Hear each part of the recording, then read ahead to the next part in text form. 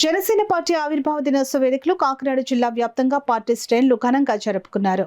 కాకినాడ జిల్లా సామలకోట పట్నం సాయినగర్ స్థానిక వాటర్ ట్యాంకుల వద్ద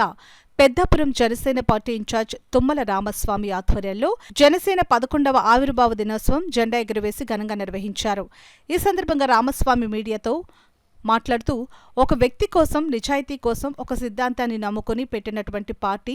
జనసేన పార్టీ అని అన్నారు. ఈ యొక్క కార్యక్రమంలో సామలకోట టౌన్ ప్రెసిడెంట్ సరోజా వాసు, పిట్టా జానకి రామారావు, ఎం సాయిబాబు, అత్తెల కృష్ణ, పెంకే వెంకటలక్ష్మి, జన సైనికులు, వీర మహిళలు పాల్గొన్నారు. అంధకారంలో పోయింది.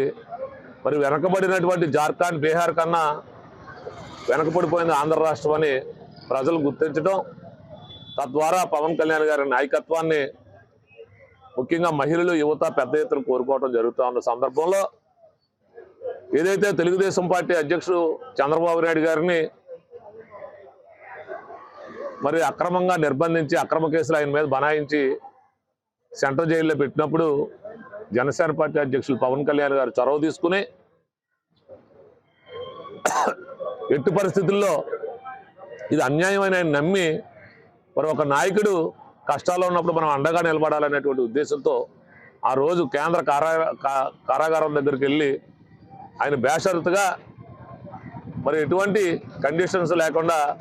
తెలుగుదేశం పార్టీ నాయకుడికి చంద్రబాబు నాయుడు గారికి మద్దతు ఇచ్చిన సంగతి రాష్ట్ర ప్రజలందరికీ తెలుసు. తర్వాత జరిగిన పరిణామాల్లో మరి కేంద్రంలో మోడీ గారి నాయకత్వం ఉండాలి, అనుభవజ్ఞుడు చంద్రబాబు నాయుడు గారి నాయకత్వం ఈ రాష్ట్రంలో అవసరం ఉంది ఈ సందర్భంలో అనేటువంటి ఒక నిర్ణయాన్ని తీసుకుని జనసేన పార్టీ అధ్యక్షులు పవన్ కళ్యాణ్ గారు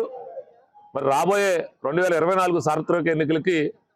సిద్ధమవుతున్న సందర్భంలో అటు చంద్రబాబు నాయుడు గారు, మోడీ గారు కూడా ఈయనతో సంప్రదించి 3 పార్టీలు కలిసి ముందుకు వెళ్ళాలనేటువంటి నిర్ణయం తీసుకున్న తర్వాత ఈరోజు తెలుగుదేశం, బీజేపీ, జనసేన 3 పార్టీలు కలిపి ఈ రాష్ట్రంలో ఈ రాష్ట్రాభివృద్ధి కోసం ఈ కుంటుపడిపోయినటువంటి ఆర్థిక వ్యవస్థని మళ్ళీ మార్చాలి, రాష్ట్రం అభివృద్ధిలో వెనకబడిపోయింది, సంక్షేమం కొంతమందికే అందుతుంది, సంక్షేమ ఫలాలు అందరికీ అందాలి, రాష్ట్రాన్ని అభివృద్ధి దిశలో నడిపించాలనేటువంటి ఉద్దేశంతో ఈరోజు 3 పార్టీలు పొత్తు పెట్టుకోవడం జరిగింది. తద్వారా రాబోయే ఎన్నికల్లో 2024 ఎన్నికల్లో ఖచ్చితంగా